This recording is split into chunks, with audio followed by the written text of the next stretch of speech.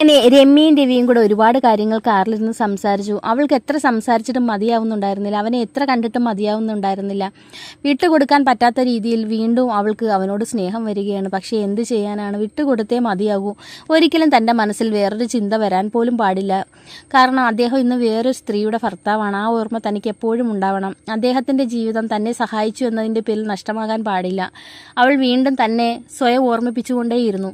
അങ്ങനെ സംസാരിക്കുന്നതിനിടയ്ക്ക് അവൾ ചോദിച്ചു, ഈ വീട്ടിൽ വെച്ച് മെസ്സേജൊക്കെ അയക്കുന്നത് സൂക്ഷിച്ചും കണ്ട് വേണം കേട്ടോ. ചിലപ്പോൾ അറിയാൻ പറ്റത്തില്ല. സൗമ്യ എങ്ങാനും കണ്ടാലേ.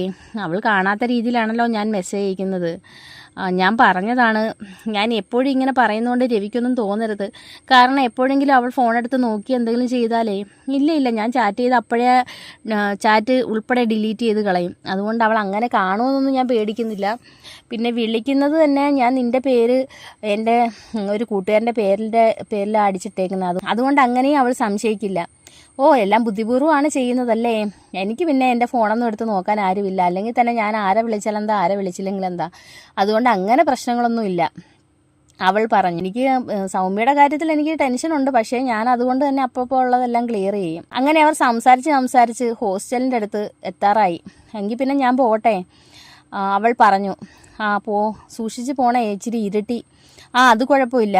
അങ്ങനെ അവൾ ഹോസ്റ്റലിലേക്ക് കയറി പോകുന്നത് നോക്കി അവൻ നിന്നു. അപ്പോഴാണ് അവനൊരു കാര്യം ഓർത്തു. ഇതുവരെ സൗമ്യ ഒന്നും വിളിച്ചില്ല. നീ അവൾക്ക് ദേഷ്യം വല്ലതും തോന്നുമോ എന്തോ. കാർ വർക്ക്ഷോപ്പിൽ കിടക്കുവാണല്ലോ. ഇപ്പോൾ അവൾ വിളിച്ചാലും ഞാൻ ഫോൺ എടുക്കാറില്ല. അതുകൊണ്ട് തന്നെ അവൾക്കും ഇപ്പോൾ ഒരു ദേഷ്യമുണ്ടെന്ന് അവന് തോന്നിയിട്ടുണ്ട്. അവൻ ഫോൺ എടുത്ത് അവളെ ഡയൽ ചെയ്തു. 2-3 ബെല്ലിന് ശേഷമാണ് ഫോൺ എടുത്തത്. നീ എവിടെയാണ് എൻ്റെ ഭാര്യയെ? നിങ്ങൾക്ക് ഇപ്പോഴെങ്കിലും എന്നെ ഒന്ന് വിളിക്കാൻ തോന്നിയല്ല. മറ്റേത് വൈകിട്ട് ഉച്ചയ്ക്കൊക്കെ ഇടയ്ക്ക് വിളിച്ചുകൊണ്ടിരുന്ന ഒരു മനുഷ്യനാണ്. ഇപ്പോൾ തിരിഞ്ഞു പോലും നോക്കാറില്ല, ഒരു മെസ്സേജ് പോലും ഇടാറില്ല. മുമ്പത്തെ കണക്കല്ലടി, ഇപ്പോൾ ജോലിഭാരം കൂടുതലാണ്. പിന്നെ ജോലിഭാരം. അവൾ പിണങ്ങിയ മട്ടിൽ സംസാരിച്ചു. നീ സമാധാനപ്പെടാൻ എൻ്റെ മുത്തേ. നിനക്ക് എന്തൊക്കെ വേണം വീട്ടിലേക്ക്? അവൾ കുറച്ചു നേരം ഒന്നും മിണ്ടാതെ നിന്നു. പറയടി, നിനക്ക് എന്തോ വേണം? അങ്ങനെ വീട്ടിലേക്ക് വേണ്ടുന്ന സാധനങ്ങൾ അവൾ ഓരോന്നായി പറഞ്ഞു. ഒരു കാര്യം ചെയ്യും, നീ വാട്സപ്പിൽ മെസ്സേജ് ആയിട്ടിട്. എനിക്ക് ഈ പറഞ്ഞു കഴിഞ്ഞാൽ എല്ലാം മണ്ടയിൽ നിൽക്കില്ല. ഓക്കെ. അവൾ ഫോൺ വെച്ചു. അതിനുശേഷം വാട്സപ്പിൽ വേണ്ടുന്ന സാധനങ്ങളുടെ മെസ്സേജുകൾ ടൈപ്പ് ചെയ്ത് അയച്ചു കൊടുത്തു. കുറേ സാധനങ്ങളുണ്ടല്ലോ, അതിൻ്റെ കൂടെ അവൾക്ക് എന്തെങ്കിലും സർപ്രൈസ് സാധനം കൂടെ വാങ്ങിക്കാൻ അവൻ മനസ്സിൽ ഉറപ്പിച്ചു. കാര്യം അവൾ പറയുന്നതിലും കാര്യമുണ്ടല്ലോ. മുൻപ് രമ്യയെ കാണുന്നതിന് മുന്നേ ഇടയ്ക്ക് ഞാൻ അവളെ വിളിക്കാറുണ്ടായിരുന്നു. ഇപ്പോൾ രമ്യയെ കണ്ടതിന് ശേഷം സൗമ്യ എന്ന പേര് പോലും തനിക്ക് ഓർമ്മയില്ലാതായി മാറിയിരിക്കുന്നു. എന്ത് വാങ്ങിക്കുമെന്ന് അവൻ കൺഫ്യൂഷനിലായിരുന്നു. അവൾക്ക് ഇഷ്ടമുള്ള കുറേ സ്നാക്സ് ഉണ്ട്. അങ്ങനെ അവൻ ബേക്കറിൽ കയറി അതൊക്കെ വാങ്ങിച്ച്, കുട്ടികൾക്ക് വേറെ വാങ്ങിച്ച്, അമ്മയ്ക്ക് വേറെ വാങ്ങിച്ച്, പിന്നെ വീട്ടിലേക്ക് വേണ്ടുന്ന സാധനങ്ങളും എല്ലാം വാങ്ങിച്ച് വീട് ലക്ഷ്യമാക്കി പോയി. വീട്ടിൽ ചെന്ന് അമ്മായിയും മരുമോളും ടിവിയുടെ മുമ്പിലാണ്.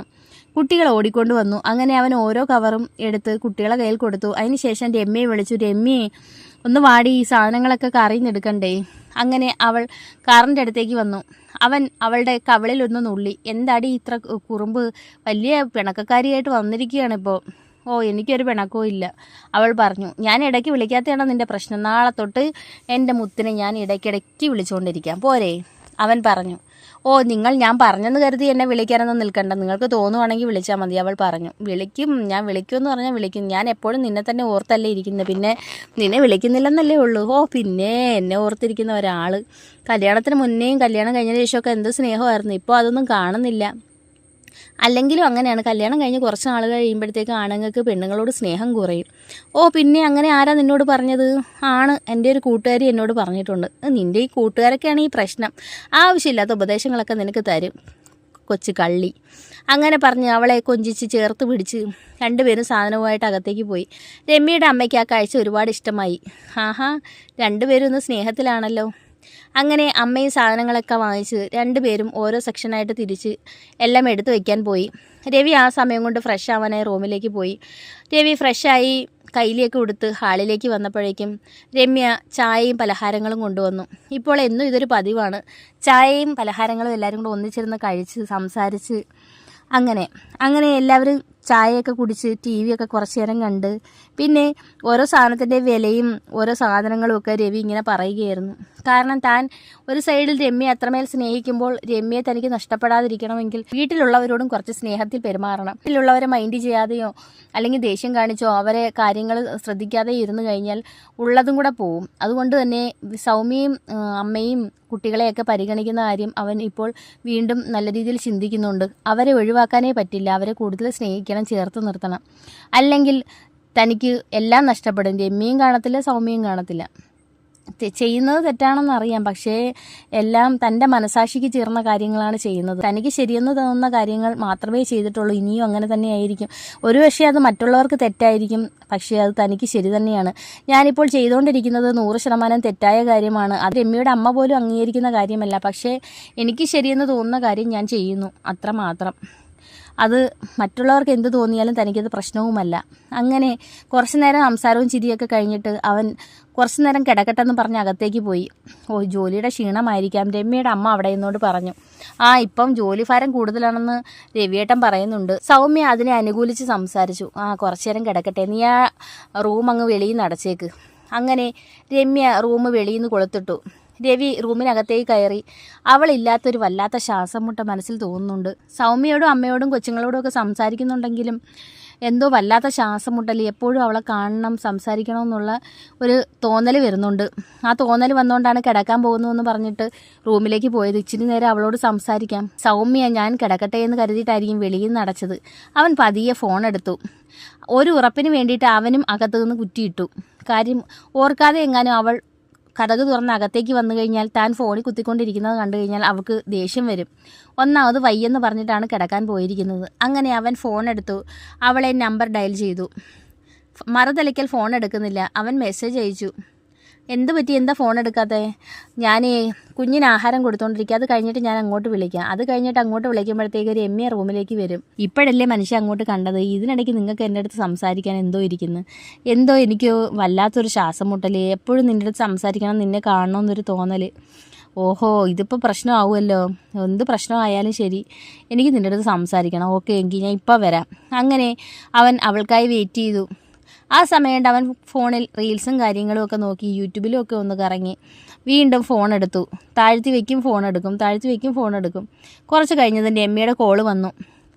ഫോൺ എടുത്തതും അവൾ ചോദിച്ചു, ചുമ്മാ അത് ആവശ്യമില്ലാത്ത റിസ്ക് ഒന്നും എടുക്കാൻ നിൽക്കില്ല. ഇപ്പോഴല്ലേ നമ്മൾ കണ്ടു പിരിഞ്ഞത്, ഉടനെ വീട്ടിൽ വെച്ചുള്ള ഈ വിളിയും മെസ്സേജ് അയപ്പൊക്കെ പ്രശ്നമാവും. ഞാൻ നിങ്ങളെ ഉപദേശിച്ചല്ലേ മനുഷ്യ വിട്ടത്. എടി, എനിക്ക് വയ്യെന്ന് പറഞ്ഞ് ഞാൻ അകത്ത് റൂമിൽ കിടക്കുകയാണ്. അവൾ പുറത്തു നിന്ന് അടച്ചു. കാര്യം എനിക്ക് വയ്യാത്തതുകൊണ്ട് കിടക്കട്ടെന്ന് കരുതി ഞാനും അകത്ത് നിന്ന് അടച്ച്. കാരണം ഒരു സെക്യൂരിറ്റിക്ക് വേണ്ടിയിട്ട്. അതുകൊണ്ട് കതവിൽ തട്ടിയിട്ട് എൻ്റെ അനുവാദമില്ലാതെ അവൾക്ക് അകത്തേക്ക് കയറാൻ പറ്റില്ല. അതുകൊണ്ടല്ലേ ഞാൻ നിന്നെ വിളിച്ചത്. അവളൊന്നും മിണ്ടിയില്ല. നീ എന്തോ എടുക്കുന്നു? ഞാൻ കൊച്ചിന് ആഹാരമൊക്കെ കൊടുത്തു. നീ കഴിച്ചോ? ഞാൻ കഴിച്ചിട്ടാണ് കൊച്ചിന് കൊടുത്തത്. അല്ലെങ്കിൽ പിന്നെ ഞാൻ കുഴഞ്ഞു പോത്തില്ലേ. നമുക്ക് തിരിച്ചു വരുമ്പോൾ സമയം പോയതുകൊണ്ടാണ്. അല്ലെങ്കിൽ ആഹാരം കൂടെ കഴിച്ചിട്ട് വന്നാൽ മതിയായിരുന്നു. ആഹാരം കൂടെ കഴിച്ചെങ്കിൽ പാതിരാത്രി ആയേനെ, അവൾ പറഞ്ഞു. ഇപ്പം തന്നെ സമയം ലേറ്റായിട്ടല്ലേ ഹോസ്റ്റലിലേക്ക് ചെന്നത്. അതും ശരി, അവൻ പറഞ്ഞു.